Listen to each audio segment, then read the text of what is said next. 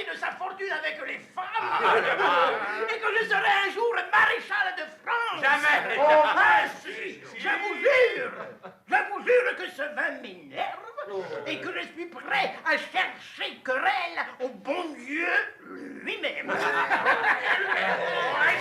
Et moi, Gascogne. et moi, gentilshommes, aussi vrai que je me nomme le comte de Coras, que mon aïeul était un bâtard du bon roi Henri, et qu'il refusa la main d'une infante d'Espagne. Oh, quelle anarchie! Non, oui. Oui, je vous jure, messieurs, je vous jure que cela m'est parfaitement égal.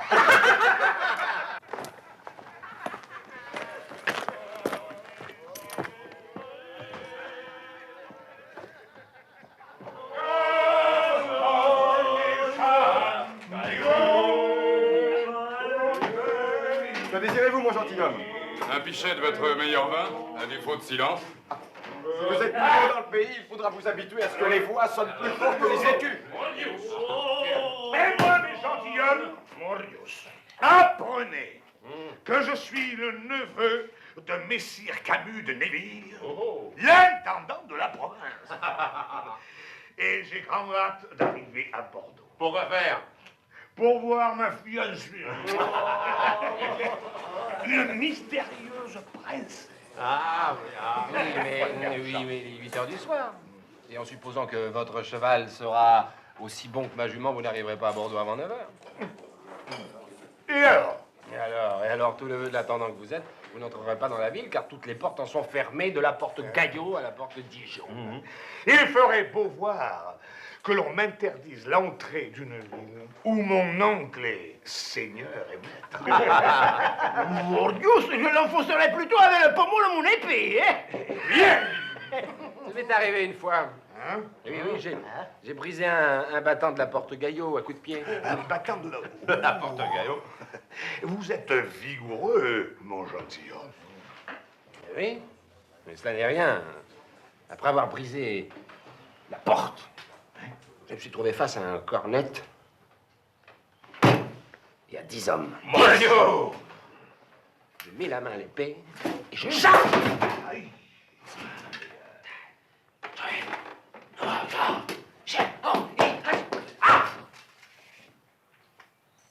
Et je tue 3 hommes.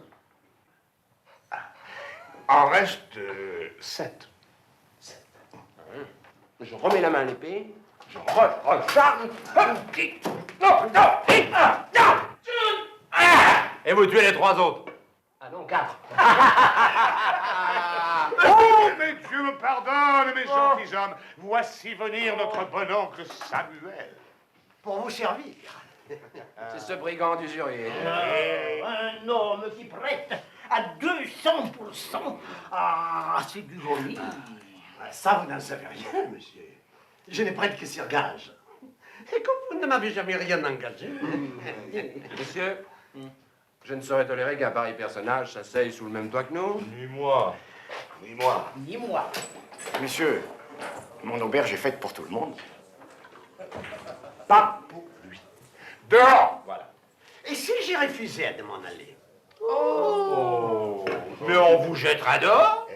Messieurs, cet homme est infiniment respectable. Et de plus, il est mon ami. Tes amis ne sont pas forcément respectables. Trafiquants de piquettes. Messieurs, vous êtes 4. Et je suis tout seul.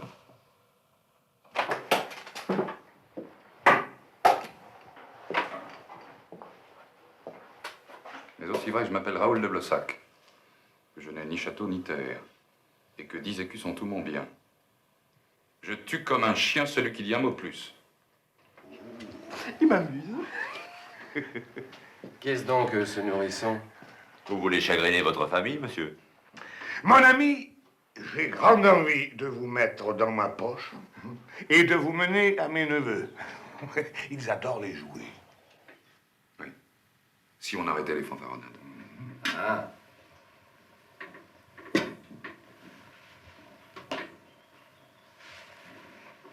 Regarde.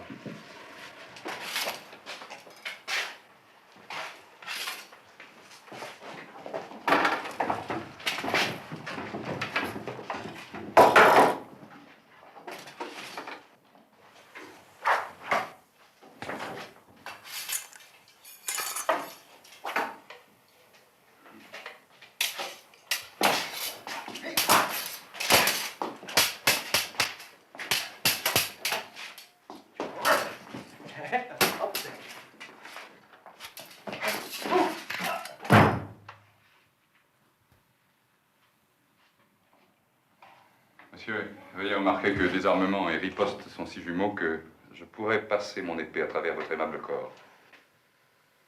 Mais je préfère continuer ce combat. Une arme, messieurs, s'il vous plaît.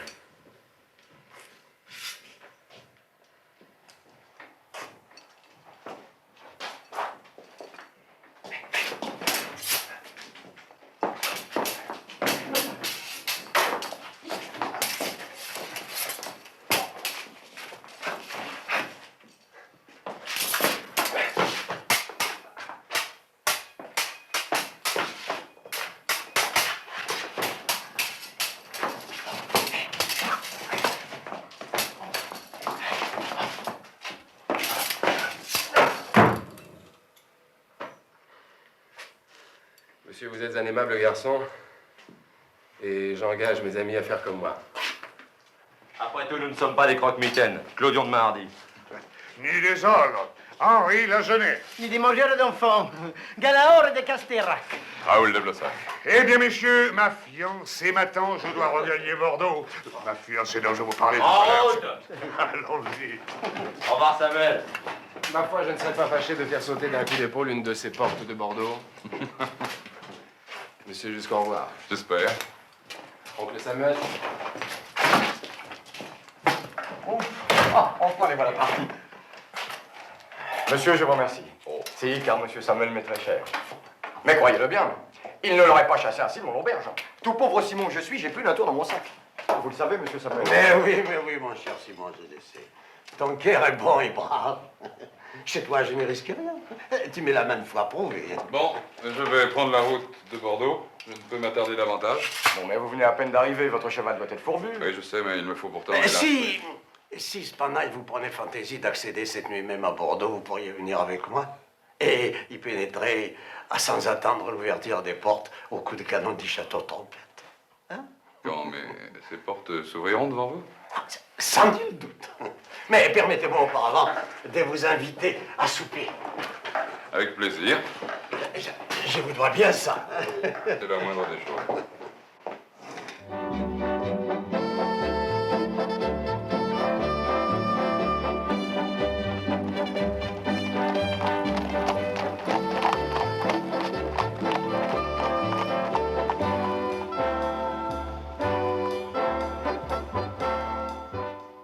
Je suis un pauvre diable que les gens d'épée malmènent et que les mini-peuples incitent au besoin, mais à Bordeaux, je suis un personnage.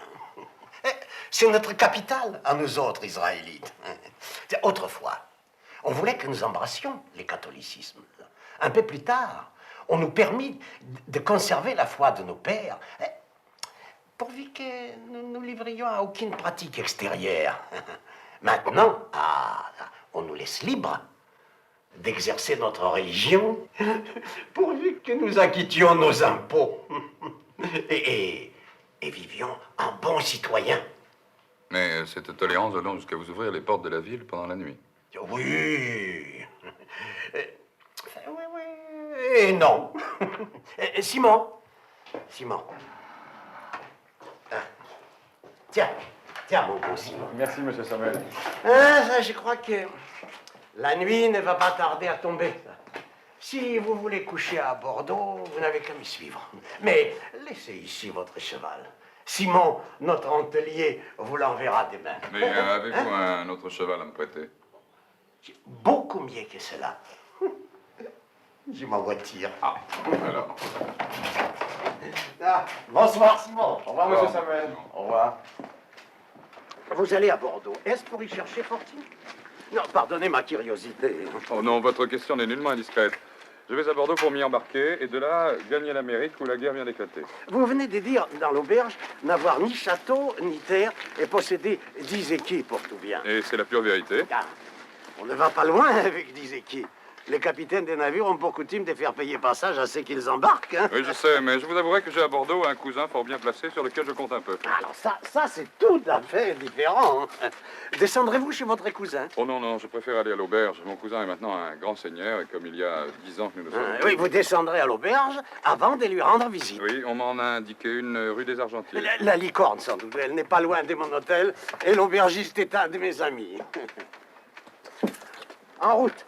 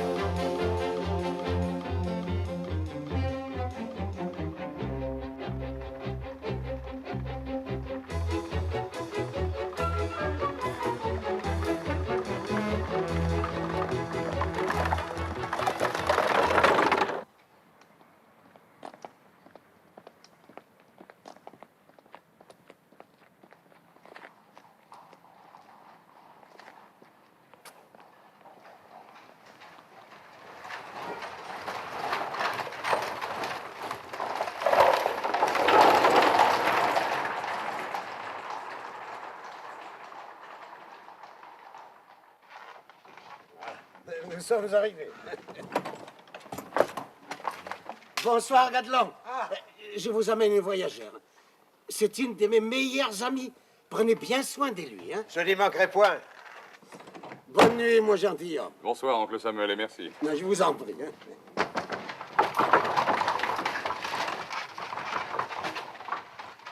Veuillez entrer. Avez-vous faim, mon gentilhomme? Oui, mais je suis très là et préférais me rendre dans ma chambre. Vous n'y pensez pas. Dormir sans avoir soupé. Mais à Bordeaux, les paupières ne se ferment que pour ceux qui ont l'estomac content. Allez, asseyez-vous. Comme vous voudrez. Non, j'en suis sûr. La belle juive n'est pas partie en Allemagne, comme le proclame partout l'oncle Samuel. Je pense qu'elle est encore à Bordeaux. Et précisément dans la maison de son oncle. La marquise a fait perquisitionner chez lui. On a fouillé la maison de la cave au grenier sous le prétexte d'une soupçon de contrebande, mais on n'a pas trouvé la belle juive. La marquise est pourtant persuadée qu'elle s'y cache dans la soupçon fortement de sa rivale auprès de son Vous m'en direz des nouvelles, hein? Ça fait 15 ans que j'observe la maison des juifs sans qu'une fenêtre s'ouvre, qu'une lumière brille, qu'un prix m'alerte. Et à quelle heure a-t-on votre Minuit. Peut-être trop tard. Non, car l'amant de la marquise n'a jamais relevé de son service avant cette heure-là. De toute façon, je suis certain de deux choses.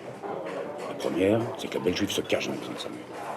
La seconde, c'est que la maison du juif a une autre entrée par où s'introduit. Et cet homme-là qui adore la marquise, je le hais. En m'introduisant cette nuit dans la maison de Samuel, par la grande porte, oui, parce qu'on de m'apporter ici une fausse clé, avec laquelle je compte bien tout à l'heure forcer le repère et découvrir enfin la preuve que j'attends.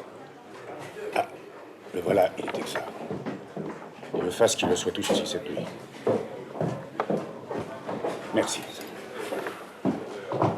Nous devons nous séparer. Demain, nous aurons besoin de tous. Bonsoir, monseigneur, et que la nuit soit bonne pour vous. Elle le sera.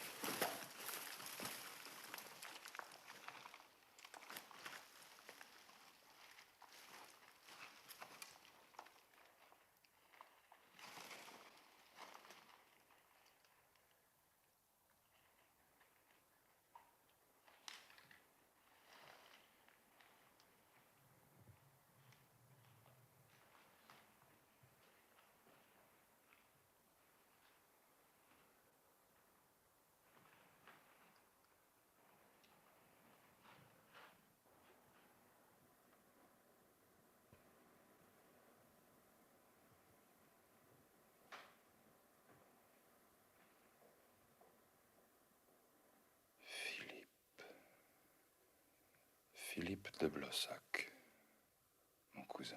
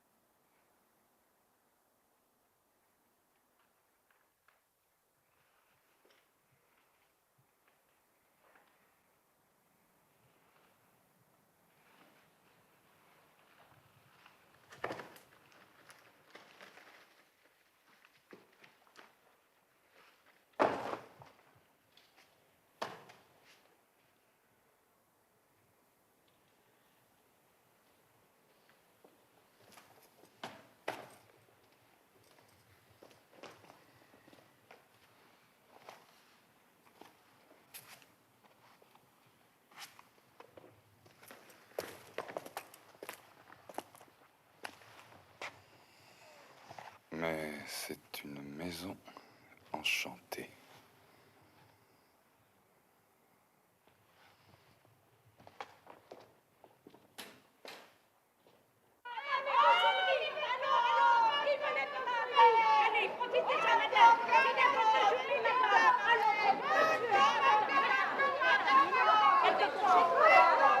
Oui, un piment, deux courgettes, et puis un navet, du céleri s'il fallait, des carottes, un autre artichaut. Et puis, ensuite, un autre piment, oui, non, une aubergine,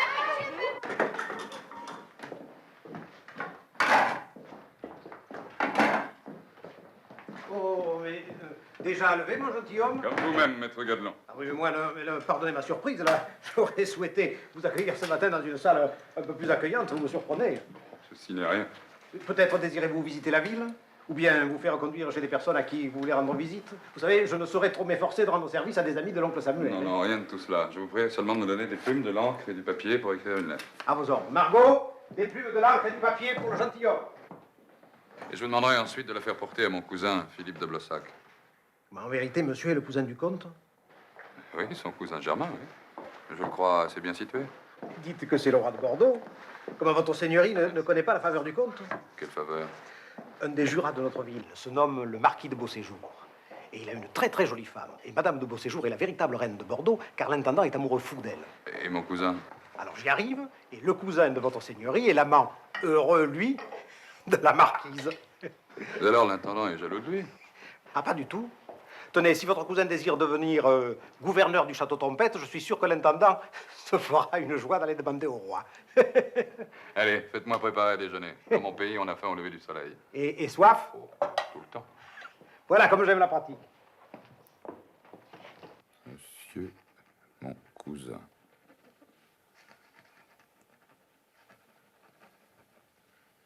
Vous êtes un bien trop grand personnage pour qu'un pauvre cadet comme moi, personnage,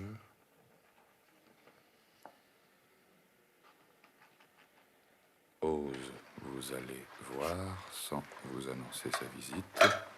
Voulez-vous me permettre de vous rencontrer aujourd'hui, votre cousin respectueux, Raoul de Blossac.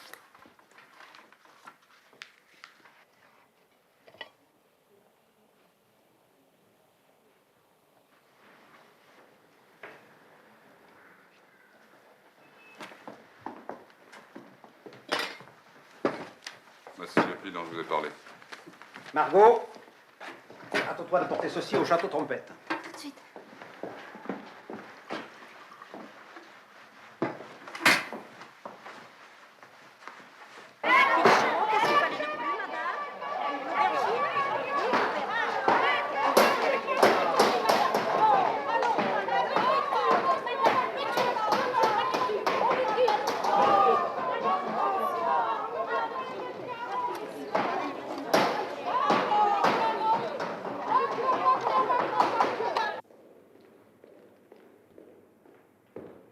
monsieur l'intendant.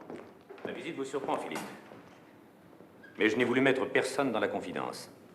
Aussi par le récent détour des bruits qui commencent à circuler en ville. Vous n'ignorez pas qu'il y a toujours des oreilles attentives aux ragots dès qu'ils peuvent nuire à l'autorité que je représente. Vous êtes le commandant en second du château Trompette. Ne l'oubliez pas, Philippe. Je suis trop attaché à l'honneur pour l'oublier, monseigneur. C'est ce que j'ai répondu. N'importe. Des bruits courts, disais-je, que toutes les nuits, vous quittez le château Trompette, placé à ce moment-là sous vos ordres, pour ne reprendre votre poste que lorsque le jour va poindre. Qu'avez-vous à répondre à cela? Ce que vous-même avez répondu, monseigneur. Mon cher Philippe, je suis obligé de vous dire que je n'ai rien pu répondre. Vous a-t-on donné des preuves? Non, aucune. Alors, monseigneur, dois-je croire que vous écoutez les paroles de gens poussés par l'ambition, la méchanceté ou la jalousie? Je ne puis le croire, monseigneur. Aussi ne les ai-je pas écoutés, mais entendus, ce qui est fort désagréable, et de surcroît fort dangereux. Et moi, monseigneur, je vous prierai non seulement de m'écouter, mais de m'entendre. Aucune de mes paroles, aucune de mes actions ne peut porter une atteinte, si petite soit-elle, à votre gouvernement. Au contraire, monseigneur, tout ce que je puis faire n'a qu'un but, celui de faire cesser les intrigues qui vous inquiètent et vous importunent. Je ne puis, hélas, vous en dire plus pour l'instant, mais je vous prie de me croire et de me garder votre confiance. Bientôt, vous reconnaîtrez d'une manière éclatante ma loyauté. Bien. Je vous fais confiance, Philippe. Agissez comme bon vous semblera.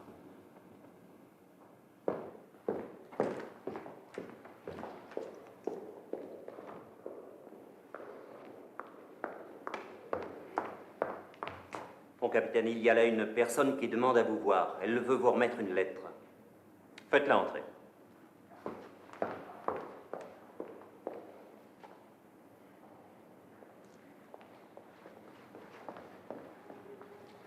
J'ai un message à vous transmettre de la part de Raoul de Blossac, monseigneur. Il est à Bordeaux? Oui, monseigneur. Depuis hier soir, à l'auberge de la Licorne.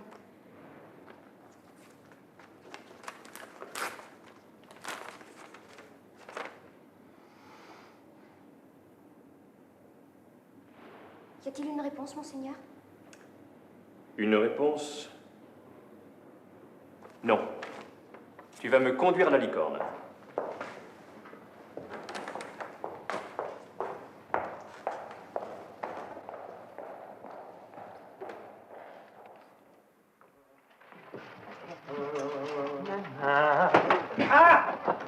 Donne-nous donc un déjeuner empoisonné. Ah non, c'est impossible. Comment impossible? Et au moins pour aujourd'hui. Ah non, non, non. Mais parce que mon cuisinier est malade. Non, je vous ai déjà dit la dernière fois que vous êtes venu que je ne pouvais pas vous faire crédit. Ah! Mais Manon, apprends que je vais épouser la plus belle et la plus riche fille de Bordeaux. Ah oui, la plus riche, c'est vrai. En attendant, vous me devez 6 pistoles. Eh bien, je t'en rendrai 30. Maître hôtelier, veuillez donc mettre à ma table couvert de ces messieurs qui sont de mes amis. Dans ce cas, eh bien, mon cher, décidément, les auberges nous sont favorables. C'est toujours là qu'on rencontre ses meilleurs amis. Puis-je vous demander si vous avez passé une bonne nuit? Vous le pouvez, mais... Eh bien, nous ne pouvons pas répondre. Comment, quelqu'un intrigue déjà? Secrète. Alors comprenez que nous ne pouvons rien dire. Bien. Et vous-même? Je crois que sans avoir à vous l'apprendre, vous allez tout savoir. Ah. Voilà un fort vilain regard.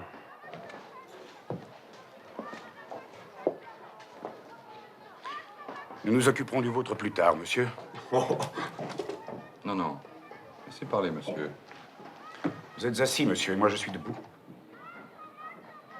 Ah oui, c'est juste. Pourriez peut-être vous lever? C'est ce que j'ai fait hier soir, monsieur. Je sais, vous m'avez suivi. Oseriez-vous me suivre aujourd'hui, monsieur? Je ne dois pas rencontrer le diable. Vous ne rencontrerez pas le diable, mais mon épée. C'est une arme loyale. Et je la préfère aux fausses clés. Vous avouez donc? S'il y a un aveu, il vient de sortir de votre bouche. Monsieur, cela suffit. Je vais vous donner un petit conseil. S'il est bon, je le suivrai. Levez-vous et tirez votre épée.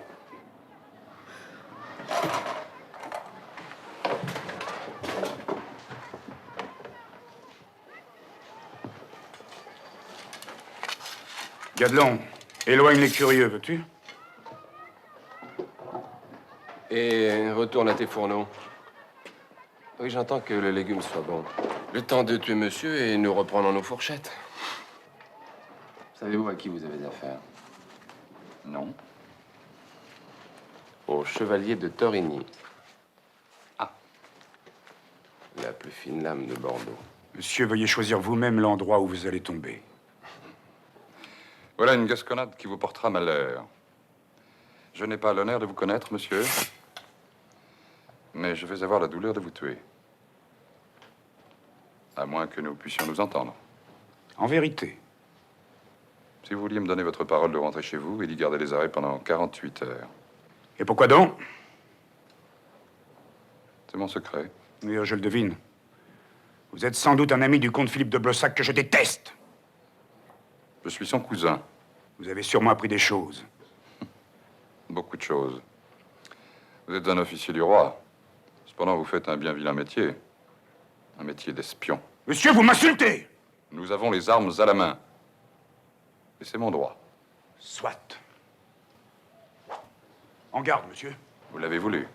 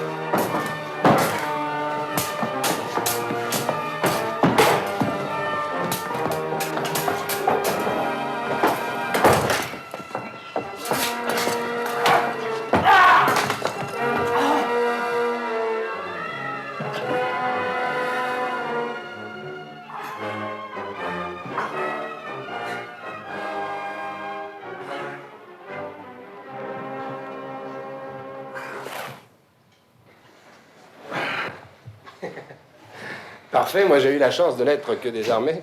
Il fallait à tout prix que je fasse taire. Un homme trop dangereux. Trop dangereux pour qui? Écoutez, je vous dois la vérité. Hier, dès mon arrivée à Bordeaux, j'ai appris par un hasard miraculeux que mon cousin Philippe de Blossac était en danger de mort. Une conspiration de la marquise de Beauséjour, sans doute? Précisément, mais d'où le tenez-vous? Tout Bordeaux est au courant. La seule chose que j'ignorais, c'est que Philippe de Blossac était votre cousin. Vous ignoriez aussi très probablement la machination de la marquise. Et l'homme que je viens de tuer en était un des rouages. Gadelon, Faut nous débarrasser de ceci. Allez. Cet homme était un ennemi de l'oncle Samuel et de sa nièce. Ah, je le savais, monsieur. En vérité? Je ne sais pas que humer les sauces, dites. Écoutez-moi, le bug passe dans mes cas. Quel meilleur moyen de faire disparaître un corps? Vous êtes vraiment obligeant. Oh, pas seulement obligeant, un peu curieux aussi. Et vous savez ce qu'on dit? Que l'eau du pug a le pouvoir de ressusciter les morts. Eh bien, nous allons savoir tout de suite avec celui-là si ça marche. Il y a de l'eau.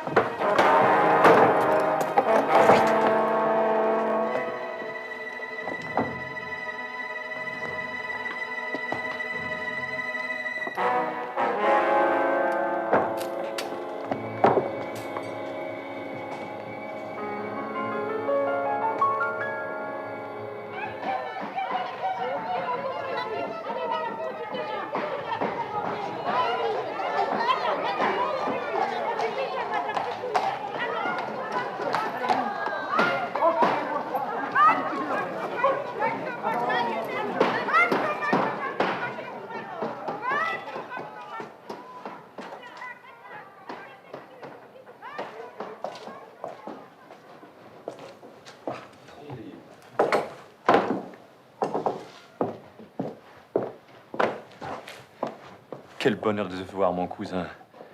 Je ne t'avais vu qu'enfant, mais ton visage n'a pas changé. Et toi non plus, tu n'as pas changé. Je reconnais ton sourire après tant d'années. Je désirais tellement te rencontrer. La chose est en train de se faire.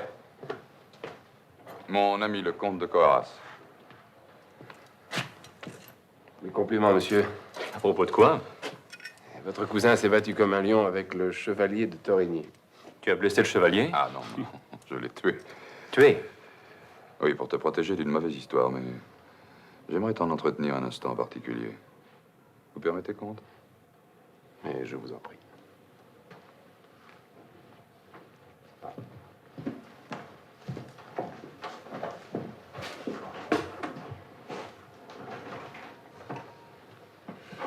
Raoul, je suis très heureux de te revoir.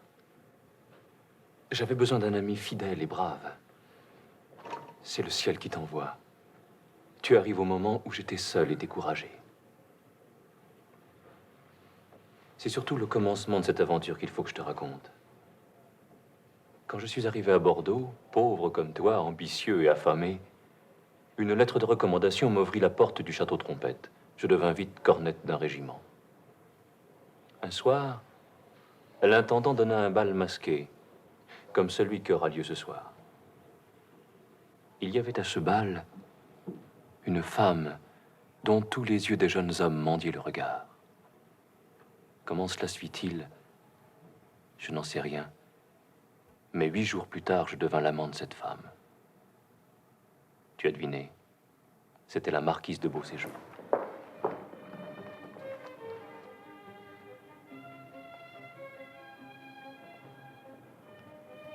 Il n'y a pas qu'au bal masqué qu'on porte des masques. Vous voyez mon vrai visage. Je n'en ai pas d'autre. Non. Tu as celui du soldat, du héros peut-être. Du héros? Qu'en sais-tu? Si je le veux, tu le seras. Si vous le voulez, par quel pouvoir? Le mien. J'ai toujours obtenu ce que je désirais. Toujours? Jusqu'à maintenant. J'espère le dire encore demain.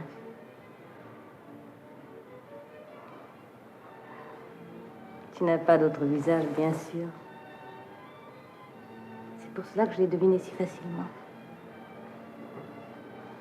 J'aimerais aimer ce visage. Il est parfaitement ajusté à tes gestes, à tes mots. Sans doute je n'aime pas tricher. Encore moins lorsque je rencontre pour la première fois ceux dont je n'avais fait que rêver. Si vous portez un masque, c'est un masque fascinant. C'est un masque qui te plaît. Pourtant, sais-tu ce que je dissimule? Ce que je cache?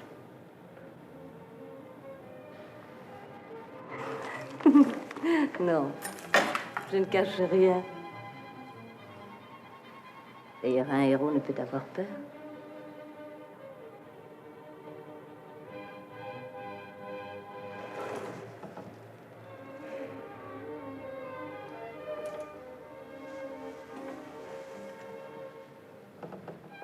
Philippe de Blossac, du 4e régiment de forteresse.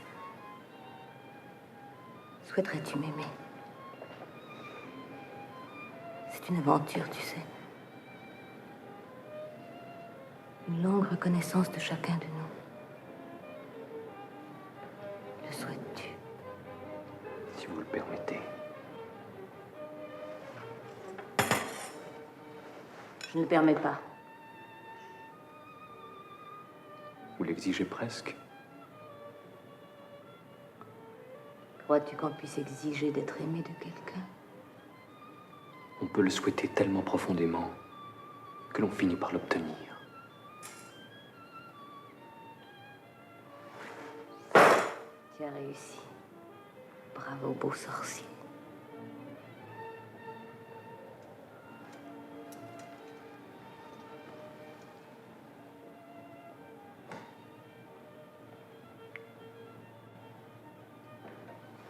Et ne me trahis jamais, ou je risque de reprendre ma dague. J'ignorais que les femmes pouvaient jouer avec.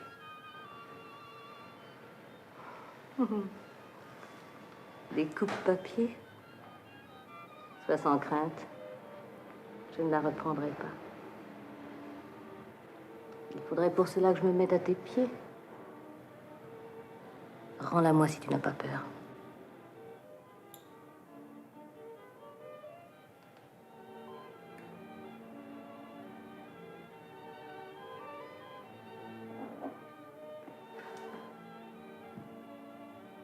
Pendant 5 ans, nous nous sommes adorés.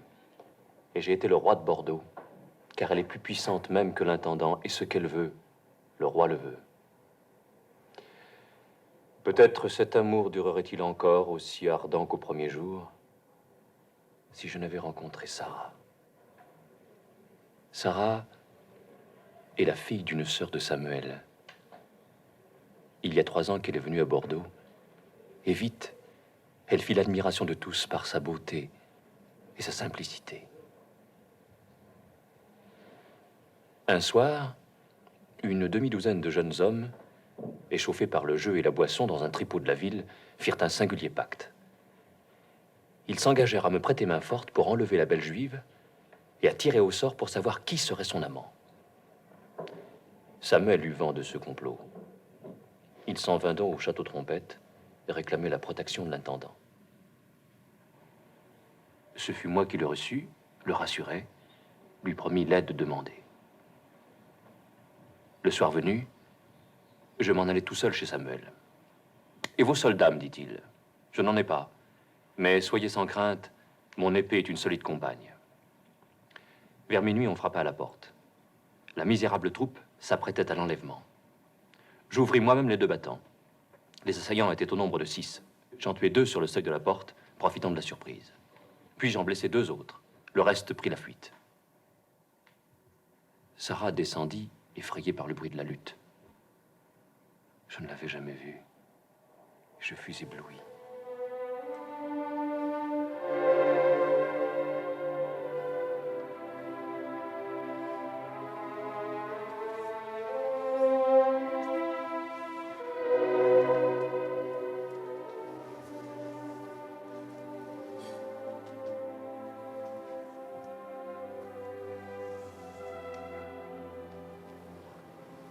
Merci.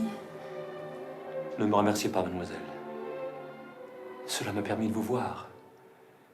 Je ne connaissais que par votre oncle votre présence dans cette demeure.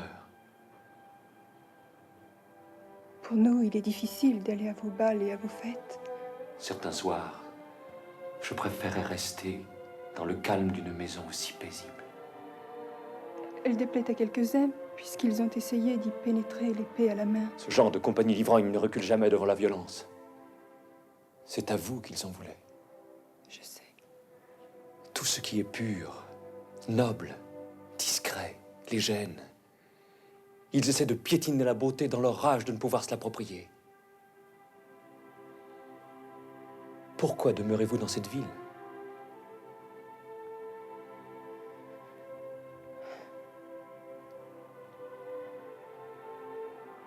J'espérais trouver à Bordeaux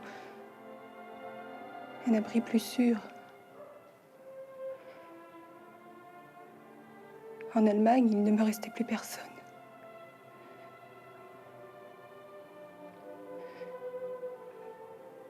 Mon oncle Samuel est le seul lien avec ma famille. Je suis heureuse auprès de lui. Maintenant que je vous ai rencontré, j'aurai toujours des craintes pour vous. Votre oncle ne peut plus suffire à vous défendre. Lorsque vous sortez, soyez vigilante.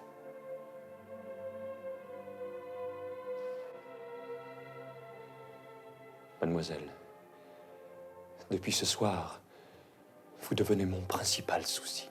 Alors je quitterai la ville. N'en faites rien.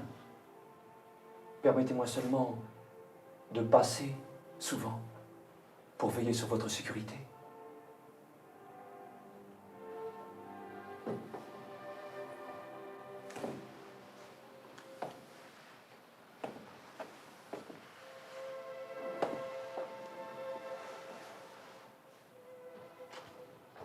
Je revins souvent, fort souvent chez l'oncle Samuel.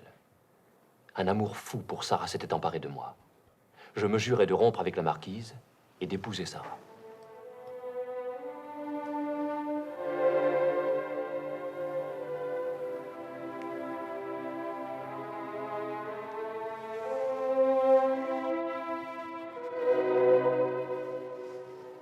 Tu vis en moi depuis longtemps, caché, dissimulé, muet, comme si tu avais eu peur de te montrer trop tôt. Tu avais raison. J'aurais peut-être été sauvage, maladroite. Et pendant tout ce temps, je n'apercevais que ton ombre, inaccessible. Si je souffrais, c'était de ne pouvoir toucher ta bouche.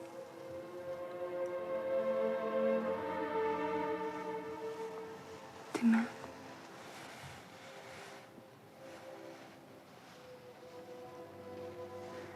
Ton corps.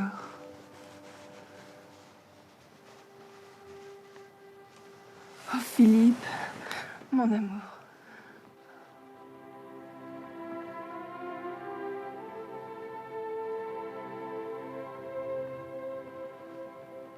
Le monde est trop étrange.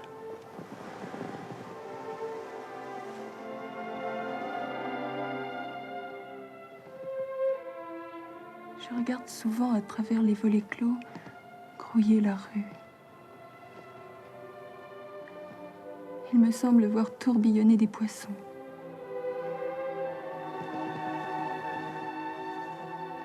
Ils ne me voient pas. Ils ne m'entendent pas.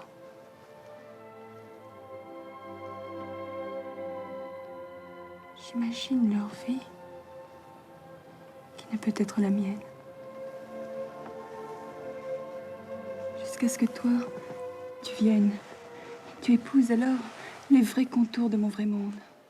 Alors j'oublie tout, tout ce qui n'est pas toi, tout ce qui n'est pas notre histoire. Cette merveilleuse histoire, silencieuse, secrète, échappée au bruit et à la fureur des villes et des rues. Elles sont chaudes à tes lèvres.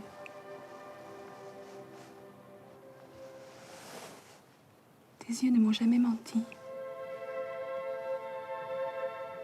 Tu ne m'as jamais été étranger.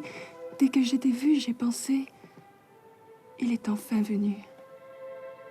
Il s'est enfin montré. Je ne savais pas qui tu étais ni d'où tu venais. Tu n'avais pas besoin d'avoir un nom. Que tu sois un grand pour les uns, un anonyme pour les autres, pour moi, tu étais l'unique.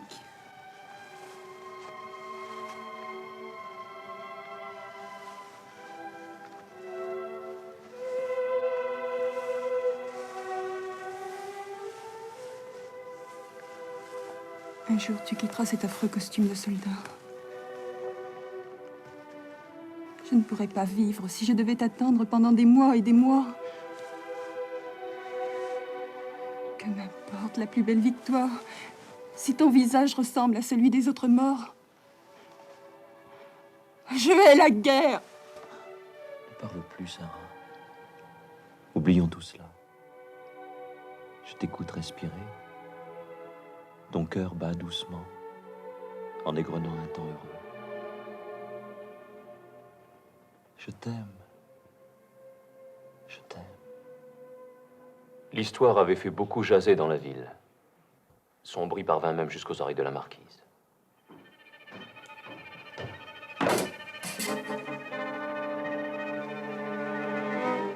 Les dangers s'accumulent. Les taux se resserrent. Il nous faudra quitter cette ville le plus rapidement possible et vivre sans nous cacher. Ne plus recourir à ces stratagèmes pour passer quelques heures ensemble. Mon pauvre amour. Tu n'aurais jamais dû entrer dans la maison de Samuel.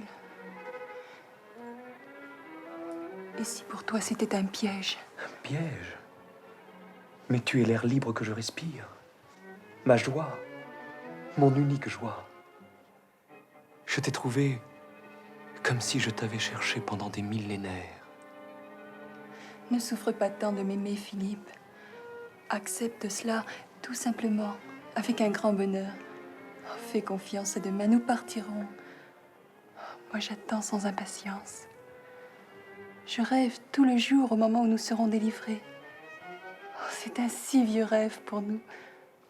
Je hais cette comédie que les circonstances m'ont obligé à jouer.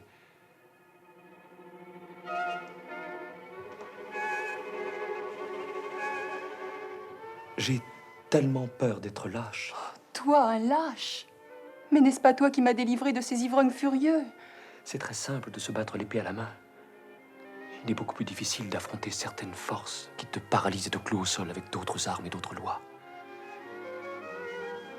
Malgré tout mon courage, je me sens ligoté, vaincu. C'est ton amour qui me permettra de faire front et de nous délivrer.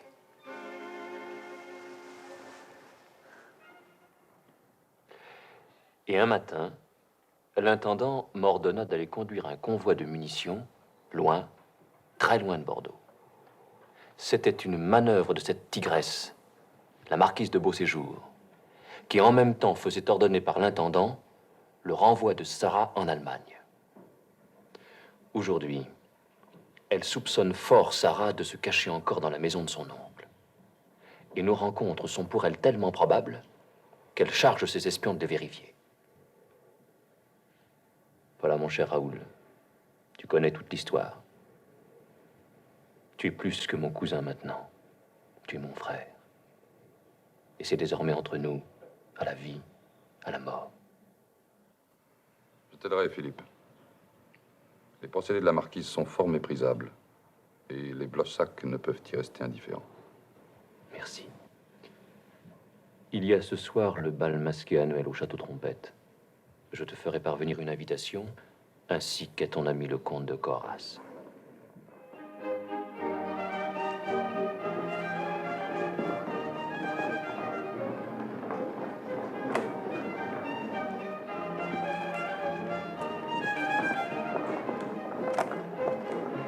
Quelle est donc cette ravissante petite Colombie? Comment vous ne la connaissez pas? C'est votre femme, cher ami. Ah, je le croirais volontiers, car sa tournure est presque la même. Oui, exactement la même. Et là, j'ai la preuve du contraire. J'ai la douleur de vous apprendre que la marquise a privé vos salons de sa maison. C'est impossible, voyons. Je vous répète que ma femme n'est pas venue, je le sais bien, morbleu. Et pourquoi ne serait-elle pas venue? Parce qu'elle est retenue au lit, souffrant d'une horrible migraine. Eh bien, pourtant, je vous parie, sans Louis, mon cher ami, que la séduisante Colombine et la marquise de Beauséjour ne sont qu'une seule et même personne. Oh, c'est absurde. C'est absurde.